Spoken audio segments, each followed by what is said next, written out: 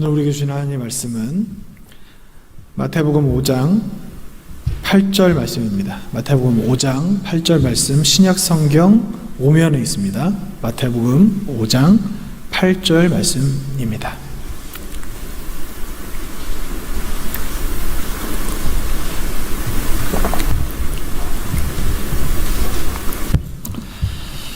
함께 한 목소리로 읽겠습니다. 마음이 청결한 자는 복이 있나니 그들이 하나님을 볼 것이며.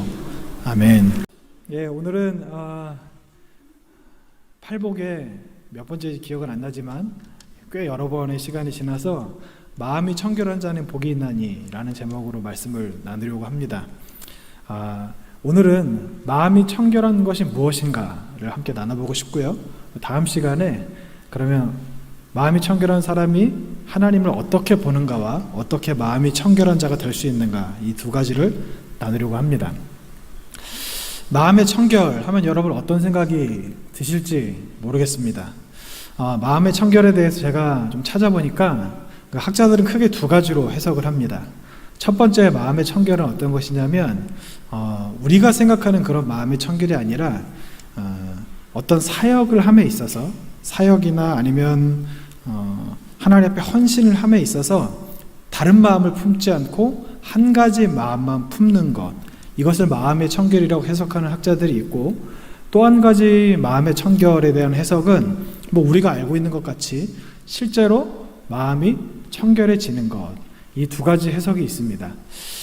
저는 사실 이 설교를 준비하기 전까지는 이 마음의 청결에 대해서 이렇게 두 가지 해석이 있을 것이라는 생각을 해보지를 못했습니다. 그건 당연히 그냥 마음이 청결하다 그러면 실제로 내 마음이 청결해지는 것이라고 생각을 할 줄 알았는데, 아주 놀라운 것은요, 정확하게 비율을 제가 말씀드릴 수는 없지만 절반 정도 되는 학자들이 제가 처음에 말씀드렸던 것 같은 해석을 합니다. 그러니까 몇 가지 이유가 있어요. 거기에 대해서는 제가 뒤에 설명을 드리겠지만, 이 마음의 청결이 예수님께서 마음이 청결한 자는 복이 있나니 라고 하셨는데, 이게 꼭 그런 의미는 아니다, 이렇게 해석을 하는 거예요. 그래서 전 좀 놀랐고요. 그리고 한편으로 이해도 갔습니다. 왜냐하면 마음이 청결하다, 이게 사실은 쉬운 일이 아니지 않습니까? 우리가 우리의 이 겉모습을 청결하게 하는 것도 사실은 그렇게 쉬운 일이 아니잖아요. 깨끗하게 씻고 또 이렇게 화장품도 잘 발라야 하고 관리를 잘 해야, 그리고 옷도 좋은 것 입고 그렇게 해야 좀 깨끗해질 수 있는 것 같이 마음이 청결해지는 것이 사실은 그렇게 쉬운 일이 아니기 때문에, 이게 사실은 마음이 청결한 게 어렵기 때문에 꼭 그런 의미가 아니고, 하나님 앞에 헌신을 하는 데 있어서 두 마음 품지 않고 한 마음을 품는 것이다 라고 해석하는 부분에 대해서 심정적으로 저는 어느 정도 이해는 갑니다. 하지만 이게 성경에서 진짜 이렇게 말씀하시는 것인가에 대해서는 우리가 이 시간 함께 상고해 보고자 합니다. 마음의 청결은요, 헬라어로 카다로스입니다. 카다로스라고 하는 이 마음의 청결, 뜻을 보면 정결하다, 순전하다, 이런 뜻이 있습니다. 이 정결하다, 순전하다는 뜻에 공통된 한 가지 특징이 있는데, 그게 뭐냐면 불순물이 섞이지 않았다, 완전하다, 이런 뜻입니다. 이 청결이라고 하는 말이 금을 나타낼 때 그 단어와 비슷한 용례를 가지고 있습니다. 금은 다른 것이 섞이지 않은 순수한, 우리가 말하는 99.9% 24K 그 금과 같은 그런 상태를 청결하다, 정결하다, 순전하다, 그렇게 이야기를 하고 있습니다.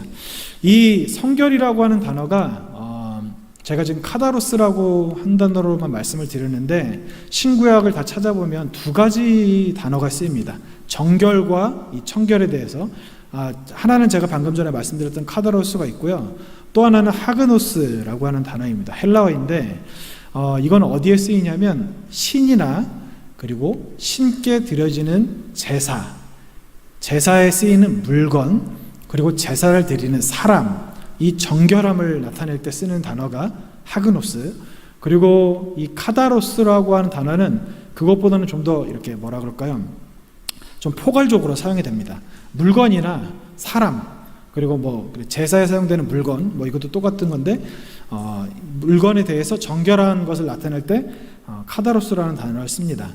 카다로스라고 하는 단어는요, 신약 성경에 총 26번 등장합니다.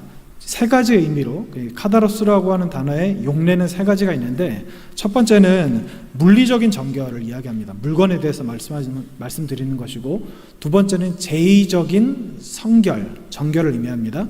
제사에 쓰이는 제물, 제사에 사용되는 도구, 그리고 제사를 드리는 사람에 대해서 카다로스라고 하는 단어를 쓰고, 세 번째는 저는 이 설교를 준비하면서 처음 본 뜻인데, 이 카다로스라고 하는 단어가 어디에 쓰냐면 도덕적인 정결을 의미합니다. 도덕적인 정결. 우리는 거룩, 그리고 성결, 정결 하면 하나님 앞에 드려지는 것에 대해만 생각을 하잖아요.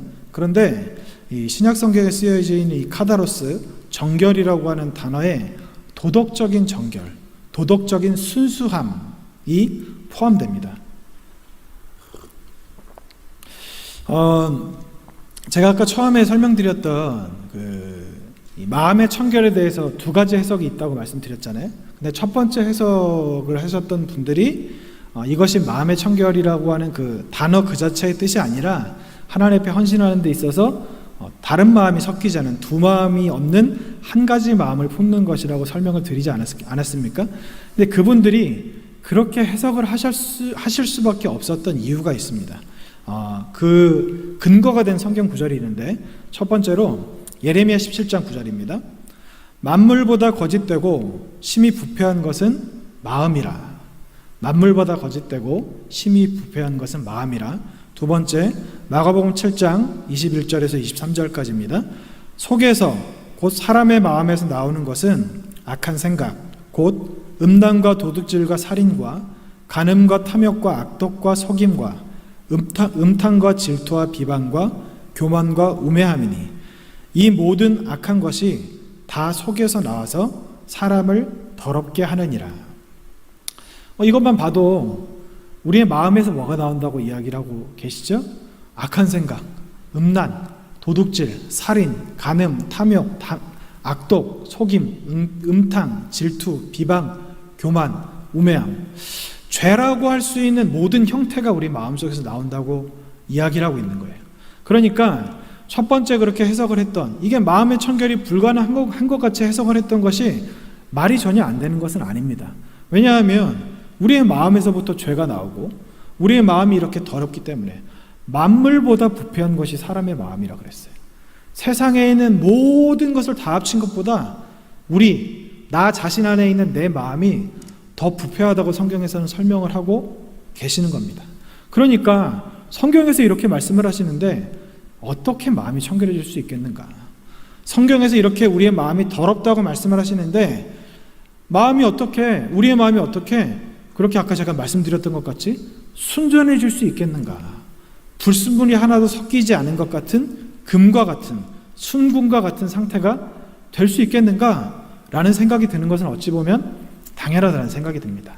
그래서 이 해석이 굉장히 좀 매력적이라고 생각하시는 분들이 계신 것 같아요. 그러니까 어떻게 말씀을 드릴 수 있느냐? 우리가 어떤 시험을 봐야 되는데 면허시험 다들 보셨겠지만 면허시험이 60점이면 합격을 하잖아요. 그런데 예를 들어서 운전면허 시험의 합격선이 95점인 거예요. 몇 명이나 합격을 할까요? 대부분이 합격을 못하겠죠? 저는 참고로 말씀드리면 100점 맞아서 통과하긴 했는데, 저 말고 몇 명은 통과를 못할 거라는 생각이 듭니다. 근데 성경에서도 여러분, 하나님께서 우리에게 어떤 기준에 대해서 말씀을 하실 때 이 기준이 굉장히 높은 거예요. 그러니까 점수로 치면 95점, 99점 이 정도 된다고 생각을 하면 처음 드는 생각이 뭔가요? 답답하죠. 마음이 답답하고 나는 이건 틀렸다, 못한다, 이런 생각이 들지 않겠습니까? 근데 이 99점 같이 95점 같이 높은 수준의 그 커트라인을 요구하시는 것이 마음이 청결한 것이라고 생각될 수 있는 거예요. 그에 반면에 사람이 그게 안 되니까 그런 부분이 아니라 이 마음이라고 하는 것은 모든 것에 다 통용되는 것 아닌가요? 밥을 먹을 때도, 일상생활할 때도, 예배를 드릴 때도, 사람과 대화를 할 때도 어떤 데서든지 있는 것이 내 마음인데, 그거 말고 교회 안에서 하나님 앞에 봉사하고 직분받고, 예를 들어서 제가 목사로서 사역을 하는데 다른 마음을 품지 않고 한 가지 마음만 품는 것이 마음의 청결이다 라고 말하는 것은 시험이 100점까지 100점 만점이라고 한다면 99점이 아니라 60점 정도로 내리는, 커트라인을 아주 낮춰서 굉장히 우리가 통과하기 쉽게 만들어주는 그런 어떤 우리의 피할 길이라고 생각을 할 수 있기 때문에 그런 해석이 어쩌면 가능할 것이라는 생각이 들기도 합니다. 네, 여러분, 분명한 것은 뭐냐면요, 성경을 우리가 보고 성경의 뜻을 해석할 때 우리가 심정적으로 동의하고 내 마음이 더 가느냐 가지 않느냐, 이것을 기준으로 성경을 해석하면 안 되는 것을 다들 알고 계시죠? 말씀을 통해서 말씀에서 무엇을 말씀하시는가, 문자적인 의미가 무엇인가, 이면적인 의미가 무엇인가, 말씀의 문법적인 해석이 무엇인가, 말씀을 이 문자적으로 표현하신 하나님의 마음이 어디에 계신가, 이것에 근거해서 말씀을 해석해야 하지 않겠습니까? 그러면 우리가 이 시간, 이 얼마 안 되는 시간을 통해서 하나님께서 우리에게 이 마음의 청결이 어떤 것이라고 말씀하시는지 한번 자세하게 나누어 보고자 합니다. 제가 이 마음의 청결에 대해서 첫 번째 해석이 아니라, 그러니까 진짜 우리의 마음, 그러니까 깨끗한 양심, 깨끗한 마음을 가지는 것이라고 생각하는 세 가지 근거가 있습니다. 첫 번째는요, 예수님께서 이 마음이 청결하다고, 마음이 청결한 것이 가능하다고 말씀하셨기 때문입니다. 이게 첫 번째 근거입니다. 마태복음 23장 25절 26절 말씀입니다.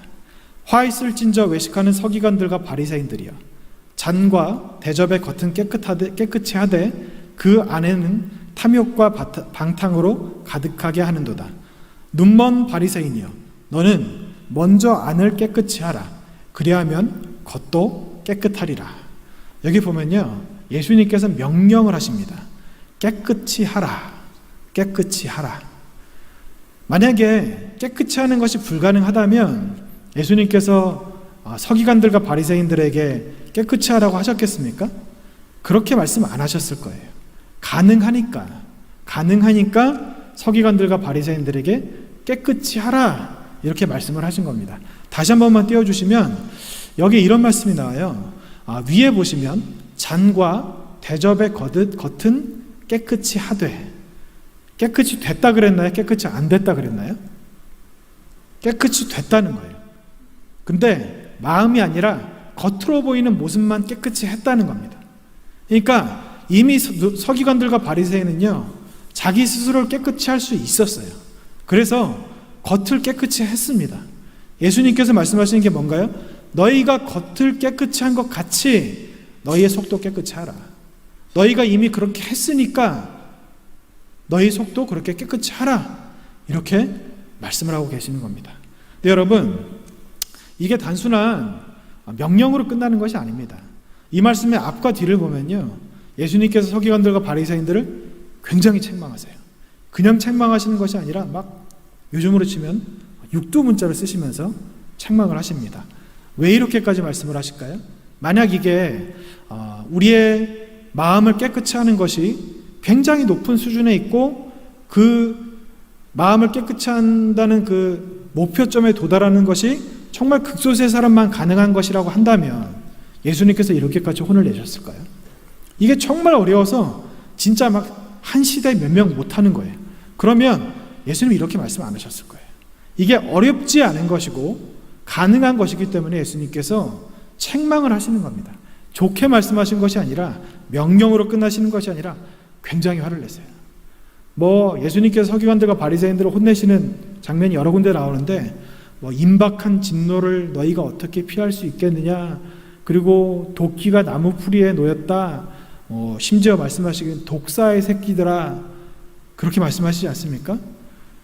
예수님께서 그들을 책망하시면서 말씀하셨던 것이, 왜 너희는 마음을 깨끗이 할 수 있는데 깨끗이 하지 않느냐, 너희는 할 수 있는데 왜 하지 않느냐, 이렇게 말씀을 하고 계시는 겁니다.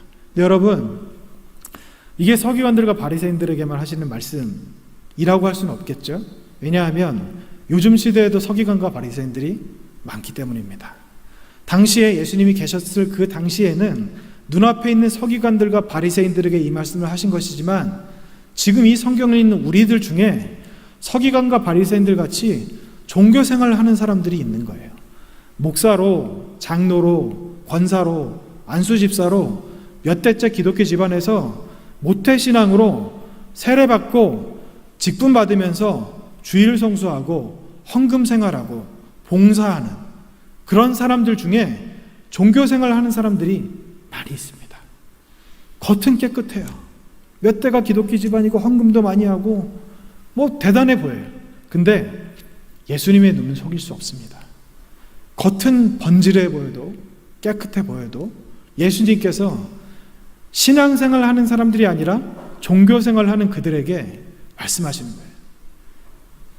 대접에 잔과 겉은 깨끗하게 하되 왜 그 속은 깨끗하게 하지 않느냐, 그렇게 말씀하시면서 책망하시는 겁니다. 예수님의 가르침을 따르지 않으면 어떻게 되느냐? 심판받는다는 거예요. 화 있을진저, 제가 뒤에도 말씀드리겠지만 화 있을진저, 이게 무슨 말씀인지 아세요? 이 지옥의 자식들아, 이 지옥 갈 자식들아, 이 지옥 갈 존재들아, 너희들은 이미 지옥에 가게 되었다, 이 뜻이에요. 화 있을진저.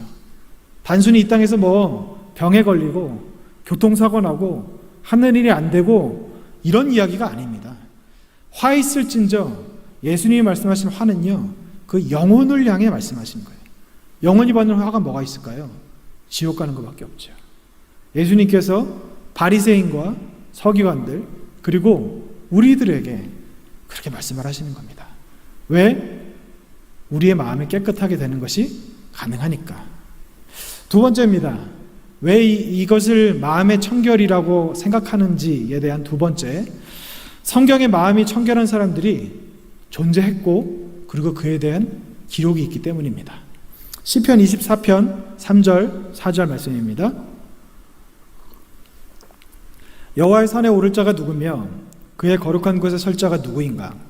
곧 손이 깨끗하며 마음이 청결하며 뜻을 허탄한 데 두지 아니하며 거짓 맹세 아니하는 자로다. 여기 보시면 마음이 청결하며, 여기 표시가 되어 있지 않습니까? 이 마음이 청결한 자가 어떤 자인가? 위에 보시면 여호와의 산에 오를 자, 그리고 거룩한 곳에 설 자. 여호와의 산에 올라서 거룩한 곳에 설 자가 누구인가? 손이 깨끗하며 마음이 청결하며. 마음이 청결한 사람이 있었고 그리고 그런 사람이 있었기 때문에 여호와의 산에 올랐고 그리고 거룩한 곳에 서게 되었다는 이야기입니다. 시편 73편 1절 말씀입니다. 하나님이 참으로 이스라엘 중 마음이 정결한 자에게 선을 행하시나. 마음의 청결 똑같은 말인데요. 하나님이 참으로 이스라엘 중에 마음이 정결한 자에게 선을 행하셨다, 이렇게 되어 있습니다. 이스라엘이라고 하면 우리는 흔히 떠오르기를 불순종 그리고 하나님의 말씀에 대한 거역을 하는 사람들이라고 생각하지만, 여러분, 우리가 이스라엘 역사를 읽어보시면, 성경을 읽어보시면 이스라엘 중에도 하나님의 선을 받았던 사람들이 있습니다. 다르게 말씀드리면 복을 받았던 사람들이 있었다는 겁니다. 그러면 그 복을 받았던 사람들은 누구인가? 마음이 청결한 자에게 복을 주셨다고 되어 있는데, 다르게 말씀을 드리면 마음이 청결하니까 복을 받았던 것이고, 복을 받았던 사람들은 곧 마음이 청결한 자이기 때문에 복을 받았었다는 이야기가 되는 겁니다. 그러니까 마음이 청결했기 때문에 복을 받았고, 그 사람들이 존재했으니까 성경에 기록이 되어 있는 것이죠. 또 한 군데 있습니다. 잠언 22장 11절입니다. 마음의 정결을 사모하는 자의 입술에는 덕이 있으므로 임금이 그의 친구가 되느니라. 마음의 정결을 사모하는 자가 있죠. 그리고 정결하게 됐기 때문에 임금이 그의 친구가 되었다. 이게 임금이 그의 친구가 될 것이다가 아니고요. 원문을 찾아보면 임금이 그의 친구가 되었다. 원어를 보면 임금이 그를 친구라고 불렀다, 이렇게 되어 있습니다. 그러니까 마음이 청결한 사람이 있었기 때문에 임금의 친구가 되었다는 것이죠. 디모데후서 2장 21절입니다. 또한 너는 청량의 정욕을 피하고 주를 깨끗한 마음으로 부르는 자들과 함께 의와 믿음과 사랑과 화평을 따르라.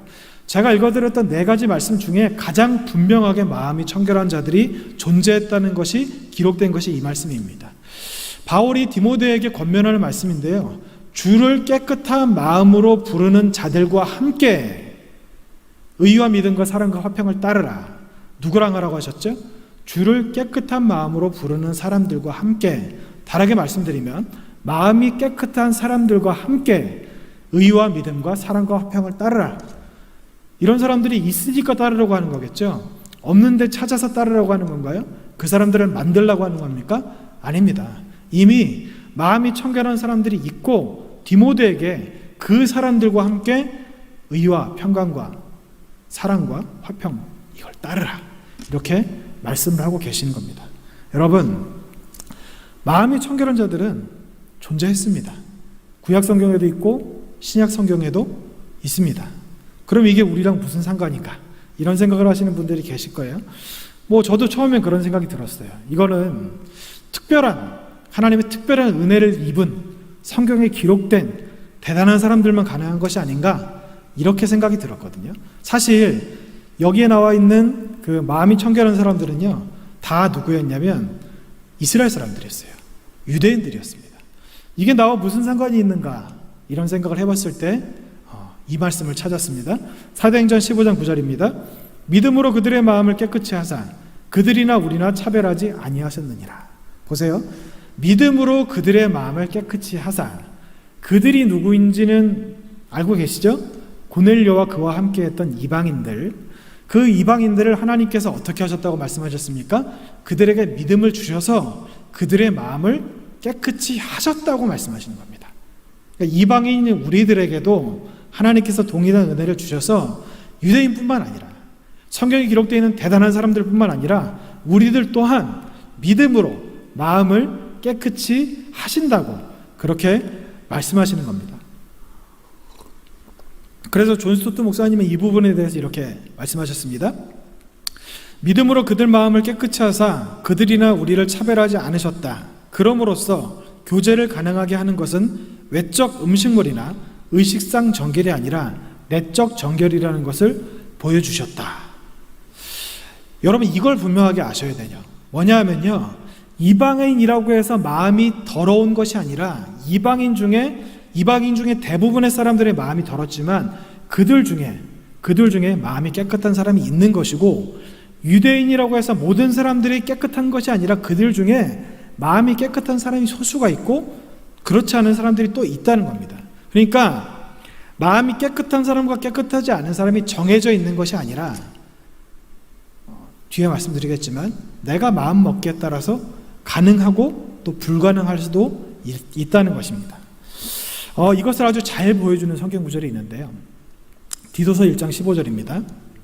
깨끗한 자들에게는 모든 것이 깨끗하나 더럽고 믿지 아니하는 자들에게는 아무것도 깨끗한 것이 없고 오직 그들의 마음과 양심이 더러운지라.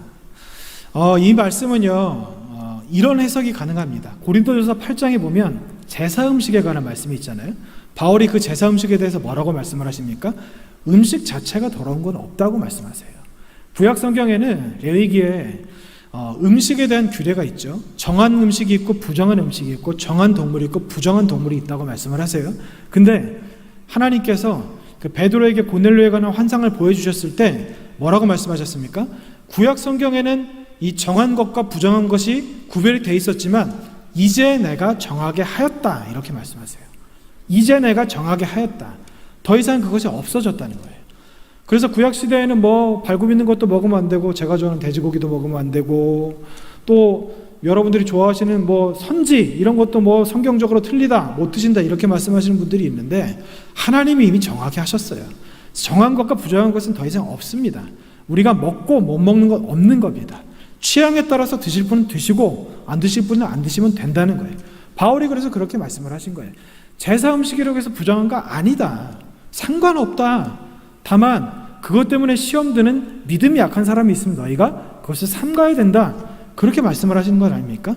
그것과 동일한 의미로 디도서 1장 15절에 쓰여 있는 겁니다. 다시 한번 띄워주시면, 깨끗한 자들에게는 모든 것이 깨끗하나 우리가 깨끗하면요 무엇을 먹든 상관이 없다는 거예요. 아무거나 먹어도 상관이 없다는 겁니다. 그런데 뒤에 보면요, 더럽고 믿지 아니하는 자들에게는 아무것도 깨끗한 것이 없다.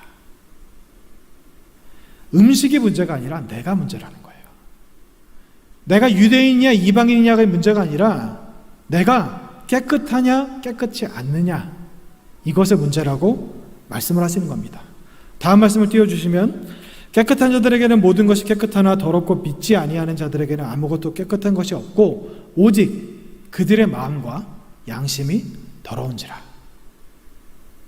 앞에 보시면요, 깨끗한 자들에게는 모든 것이 깨끗하나, 이렇게 생각을 하니까 깨끗한 것이 무엇인지 정확하게 표현은 안 되죠. 근데 뒤를 보면요, 이 깨끗, 이 청결이 무엇인지를 설명하고 있습니다. 여기 지금 표시된 대로 보시면 오직 그들의 마음과 양심이 더럽다. 그러면 앞에 쓰여 있진 않지만 앞에도 깨끗이 뭐죠? 무엇에 대한 깨끗한 것이라고 말씀하시는 것이죠? 오직 그들의 마음과 양심이 깨끗하다. 마음과 양심이 깨끗한 사람들은 그들 자체가 깨끗하기 때문에 어떤 음식을 먹어도 상관이 없고, 마음과 양심이 더러운 사람들은 그들이 이미 더러운 사람들이기 때문에 무엇을 먹어도 더럽다는 거예요. 제사 음식이 아니라 하나님께서 축복, 그러니까 예를 들어서 목사인 제가 축복한 음식이라 하더라도 이 사람이 더러운 사람이면요, 그 음식은 더러운 음식이 되는 겁니다. 그렇기 때문에 하나님께서는 우리에게 이렇게 말씀을 하시는 거예요. 이 부분에 대해서 윌리엄 마우스 교수님은 이렇게 말씀하셨어요. 외부적인 것은 그 어느 것이라도 내적으로 정결한 사람을 더럽힐 수 없다. 그러나 내적으로 불결한 자는 그가 건드리는 모든 것을 더럽히는 것이다. 거짓 교사들의 문제는 그들이 내적으로, 즉 마음과 양심이 더럽다는 사실에 있었다. 그들이 내적인 불결로 말미암아 그들은 외적으로 하나님께 대하여 가증한 자요, 복종하지 아니하는 자요, 모든 선한 일을 버린 자, 문자적으로는 동의하지 않는 자가 되었던 것이다. 디도서 1장 16절 말씀을 읽어보면요, 이게 꼭 마음의 정결에 대해서만 말씀하시는 것 같은데 그 16절에 보면 그들이 하는 모든 행위까지 다 더럽다고 말씀을 하고 계시는 거예요. 근데 여러분, 이게 아주 중요합니다. 왜냐하면요, 성경을 읽어보면 그 랍비들이 가르쳤던 율법들이 있어요. 근데 성경에 어떻게 기록이 되어 있냐면 그들이 가르침을 듣고 그리고 깨닫고 따르고 지켜라, 이렇게 되어 있어요. 율법 자체에 대해서 문제가 있다고 말씀하지 않았습니다. 그러니까 서기관과 바리새인들이 율법을 지키는 것 그 자체가 문제가 있었던 것은 아니에요. 그러니까 그들이 안식일에 관한 규례를 지키고 음식에 관한 규례를 지키고 그리고 말씀, 그리고 성전에 있는 규례, 예배를 드릴 때 헌금 이런 것에 대한 규례를 지키는 것 자체가 문제가 있었던 것은 아닙니다. 근데 중요한 것은 뭐냐면 그들이 겉은 깨끗한데 속이 더러우니까 그들이 예배드리고 헌금하고 기도하고 봉사하고 구제하고 가르치고 하는 모든 것들이 전부 다 하나부터 열까지 하나도 빠짐없이 다 더러운 것이 되었다고 말씀하시는 겁니다. 여러분, 이게 중요한 거예요. 우리가 내 마음이 더러운데 이 죄책감을 덜어내보고자 예배를 드리고 헌금하고 봉사하는 것, 이거 여러분 하나님 안 받으십니다. 우리가 어떤 마음의 의도를 가지고 이것을 하느냐, 하나님께서는 이것만 보신다는 거예요. 여러분, 제가 극단적으로 말씀을 드려볼까요? 우리가 하나님 앞에 열심을 낸다 한들 서기관과 바리새인들의 발끝이나 따라갈 수 있을까요? 우리가 하나님 앞에 헌금을 드린다 한들, 금식을 한다 한들 서기관과 바리새인들이 했던 것에 10분의 1이라도 따라갈 수 있을까요? 그런 열심을 낼 수 있는 사람은 지구상에 존재하지 않습니다. 우리가 아무리 날고 기어도 서기관들과 바리새인들 못 따라가요. 그렇게 열심을 냈는데도 불구하고 그들이 겉은 깨끗하게 하되 속은 더럽게 하니까 하나님께서 그들이 했던 그 모든 열심에 대해서 하나도 인정을 하지 않으신다고 말씀하신 겁니다. 그래서 우리는 마음이 청결해져야 돼요. 제가 마음이 청결한 것이 하나님께서 말씀하신, 예수님이 말씀하신 진짜 뜻이라고 말씀드리는 세 번째 이유입니다. 마음이 청결하지 않으면 천국에 들어갈 수 없기 때문입니다. 제가 마음이 청결이 진짜 말 그대로, 문자 그대로 마음과 양심의 청결이라고 말씀드리는 가장 중요한 이유가 바로 이것입니다. 마태복음 23장 25절입니다. 따로 띄워드리진 않을게요. 제가 그냥 읽어드리겠습니다. 화 있을진저 외식하는 서기관들과 바리새인들이여, 잔과 대접의 겉은 깨끗이 하되 그 안에는 탐욕과 방탕으로 가득하게 하는도다. 이렇게 돼 있어요. 다들 알고 계신 말씀이지 않습니까? 그들이 어떻다는 거예요? 겉은 깨끗하고 안은 더럽다. 그런데 그들에게 화 있을진저라고 먼저 시작을 하셨죠. 제가 아까 말씀드렸던 것 같이 너희들이 이제 살면서 암이 암병에 걸릴 것이다, 너희 자식들이 안 될 거다, 너희 집안이 망할 거다, 이런 말씀이 아니라 서기관들과 바리새인들의 영혼이 천국에 들어가지 않고 지옥에 가게 될 것이다 라고 말씀하시는데, 그 가장 중요한 이유가 무엇이었냐면 잔과 대접의 겉은 깨끗하게 했어요. 율법도 지키고 종교생활을 열심히 했지만 지옥에 가는 가장 중요한 이유, 뭐라고 말씀하셨느냐? 그 마음이 더럽다는 거예요. 마음이 깨끗하지 않으니까 너희가 지옥에 가게 되는도다. 이렇게 말씀을 하고 계시는 겁니다. 토마스 하슨은 이렇게 이 부분에 대해서 말씀하셨어요. 우리는 이들보다 낫지 않으면 안 된다.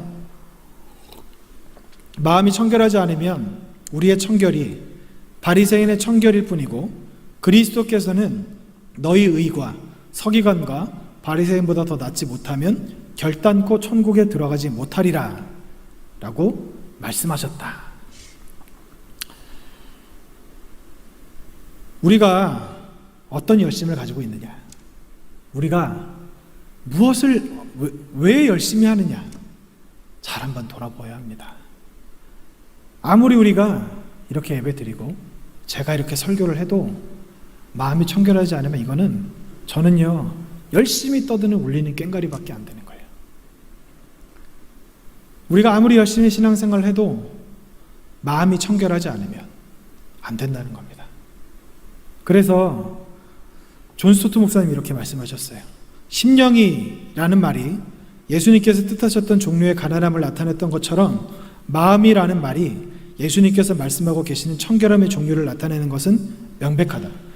마음의 청결함이라는 내적인 청결함, 즉 도덕적 불결함으로부터 깨끗게 된 자들의 특성을 나타내는 표현으로 간주되는 것이 일반적인 해석이다. 그리고 특히 이것에 대한 성경적인 훌륭한 전례가 시편에 있다. 누구든지 손이 깨끗하며 마음이 정결하지 않는 한 그는 여호와의 산에 오르거나 그의 거룩한 곳에 설 수 없다는 것이 인정되어 있다. 여기 나와 있는 시편 24편 3절과 4절 말씀을 한번 보겠습니다. 3절에서 6절 말씀을 보겠습니다. 여호와의 산에 오를 자가 누구며 그의 거룩한 곳에 설 자가 누구인가? 곧 손이 깨끗하며 마음이 정결하며 뜻을 허탄한 데 두지 아니하며 거짓 맹세하지 아니하는 자로다. 그는 여호와께 복을 받고 구원의 하나님께 의를 얻으리니 이는 여호와를 찾는 족속이요 야곱의 하나님의 얼굴을 구하는 자로다. 앞에 다시 한 번만 띄워주시겠어요? 제가 지난번에 설교를 하면서 이 말씀이 어떤 사람들이 부흥을 받을 수 있는가, 부흥을 경험할 수 있는가에 대한 말씀이라고 말씀을 드렸습니다. 여기 보시면 여호와의 산에 오를 자가 누구며 그의 거룩한 곳에 설 자가 누구인가? 여호와의 산이 어디인가요? 시온산입니다. 거룩한 곳은 어디죠? 시온산에 세워진 성전입니다. 요즘으로 치면요, 하나님께서 세우신 이 교회에 와서 드리는 예배, 이거를 말씀하시는 거예요. 그러면 우리가 하나님 앞에 예배를 드리는데 마음이 청결하지 않은 거예요. 죄를 지었을 수 있습니다. 그리고 죄를 짓고 있었을 수도 있습니다. 그런데 내가 죄를 짓고 있었던 것에서 적어도 이 순간만큼은, 나중에 어떻게 될지는 모르지만 적어도 이 순간만큼은 그 죄에서 돌이키고 하나님 앞에 회개하며 정결한 마음을 갖는 그 심령이 되어야 하나님께서 그 예배를 받아주시는 것이지, 그렇지 않은 사람이 예배를 받으실 수 있을까요? 예를 들어서 살인자가 살인을 저지르고 와서 예배를 드리는 거예요. 근데 밖에 나가서 또 살인할 계획을 하고 있는 겁니다. 이 예배를 하나님께서 받으실까요? 제가 극단적으로 말씀을 드리니까 좀 안 와닿으실 수도 있겠는데, 좀 쉽게 말씀을 드릴까요? 우리들이 잘하는 것, 우리는 남에 대해서 비방을 잘하죠. 습관적으로 비방을 하죠. 남에 대한 뒷담화, 나는 잘났고 다른 사람 틀렸고, 이런 말 많이 하죠. 우리가 그렇게 했어요. 지금 이 수요 예배 자리가 되었습니다. 그러면 내 마음이 청결해지려면, 내가 마음이 청결한 사람이 되려면, 내가 잘못했지, 내가 그랬으면 안 되었던 것이지 라고 생각을 하고 그렇게 예배 자리로 나와야 되는 겁니다. 저로 예를 들어드리면, 저도 그래요. 특별히 설교 있는 날은 그런 일이 많거든요. 굉장히 마음에 불편한 일이 많이 생겨요. 굉장히 이렇게 신경을 건드리는 일이 많이 생기거든요. 누가 하나가 와서 꼭 한 명씩은 신경을 건드려요. 이상해요. 이해가 안 되는데 꼭 예배드리기 전에 설교 있는 날은 누구든지 한 명은 저를 와서 신경을 건드립니다. 그래서 굉장히 마음이 불편하게 만들어요. 제가 오늘도 그런 분이 있었어요. 누구라고 말씀 안 드리겠습니다. 있었어요. 예배를 드리고 제가 여기 앉아서 기도를 하는데 기도가 안 되는 거예요. 여기까지 올라와서도 기도를 하는데 기도가 안 되는 거예요. 그러니까 드는 생각이, 솔직하게 제가 말씀드리면 오늘 설교 망했다, 이런 생각이 들었어요. 근데 하나님께서 저에게 주시는 마음이 이 말씀이 생각나게 하시는 거예요. 네가 그런 마음으로 설교를 해? 넌 울리는 꽹가리야. 회개해라. 네가 아무리 미사여구를 다 동원하고 논리적으로 정확하게 줄줄줄 성경을 이야기하고 설교한다 하더라도 네가 그 마음 가지고 서면 나는 그 예배를 받지 않는다, 이 마음을 주시는 겁니다. 여러분, 이 자리에서 우리가 예배를 드리는데 어떤 마음을 가지고 예배를 드리시나요? 우리가 죄에 빠져 살면서 그 죄에서 돌이키고자 하는 마음을, 지금 이 순간만이라도 그 죄에서 돌이키고자 하는 마음을 먹지 않고 예배를 드린다? 하나님의 그 예배를 받으실까요? 조금 더 말씀을 드려보면, 그렇게 예배도 받지 않으시는 하나님이, 그 사람이 드리는 예배도 받지 않으시는 하나님께서 그 사람을 천국에 데려가시겠습니까? 하나님 함께 올려가는 예배도 드리지 못하는 사람이 천국에 들어갈 수 있을까요? 어불성설이죠. 불가능한 일이죠. 여러분, 마음이 청결해야 하나님께서 천국에 들어갈 수 있습니다. 그러면 여러분, 마음에 그런 부담감이 오실 거예요. 아니, 어떻게 마음이 청결해져? 내가 더러운데, 내가 죄인인데 어떻게 그럴 수가 있어? 그러니까 마음이 청결하다는 것을 쉽게 여러분 표현해서 말씀드리면, 옆에 계신 분께 마음을 열어서 보여주시는 거예요. 보여주셨는데 흠잡을 게 아무것도 없는 상태가 마음이 청결한 상태라는 거예요. 이게 가능할까요? 불가능해요. 가능한 일이 아닙니다. 어떻게 그게 가능하겠어요? 근데 아까 제가 읽었던 사도행전 말씀을 통해서 다음 시간에 우리가 나누게 되겠지만 단서를 얻을 수 있습니다. 하나님께서 우리에게 믿음을 주셔서 우리의 마음을 정결하게 해주십니다. 하나님께서 우리에게 믿음을 주셔서 우리를 깨끗하게 하십니다. 그러면 여기에서 어디서 믿음을 찾을 수 있는가? 우리가 지금까지 들었던 말씀, 마음이 청결해야 되는구나, 마음이 청결해야 예배를 받으시는구나, 마음이 청결해야 천국에 들어갈 수 있구나. 그런데 나는 못하는 사람이죠. 다 아는 것 아닙니까? 그러면 안 된다, 못한다 얘기하고 끝나실 건가요? 아까 우리 갈렙 찬양대 송영차 장로님이 솔로 하실 때 저는 눈물이 났어요. 정말 너무 감동이 돼서 눈물이 났어요. 왜 그랬나요? 장로님의 목소리가 좋아서? 물론 목소리 좋으시죠. 저는 따라갈 수 없는 목소리죠. 그리고 그 연륜 저도 따라갈 수 없죠. 왜 제가 눈물이 났냐면 그 가사 때문에 눈물이 났습니다. 예수님의 십자가, 날 위해 못 박히신 예수님의 그 십자가, 자격 없는 나를 십자가의 그 고통을 받으시고 십자가를 지심으로 천국에 들어가게 하셨잖아요. 여러분 한번 생각해 보세요. 죄송합니다. 여러분이 천국에 가시는 게 갈만해서 가다고 생각하세요? 여러분이 천국 가는 게 당연한 건 일입니까? 기적입니까? 그러면 하나님께서 여러분을 천국에 데려가시는 게 쉬우시겠어요? 여러분의 마음을 청결하게 하시는 게 쉬우시겠어요? 당연히 천국에 들어가게 하시는 것보다 청결하게 하시는 게 더 쉽지 않으시겠습니까?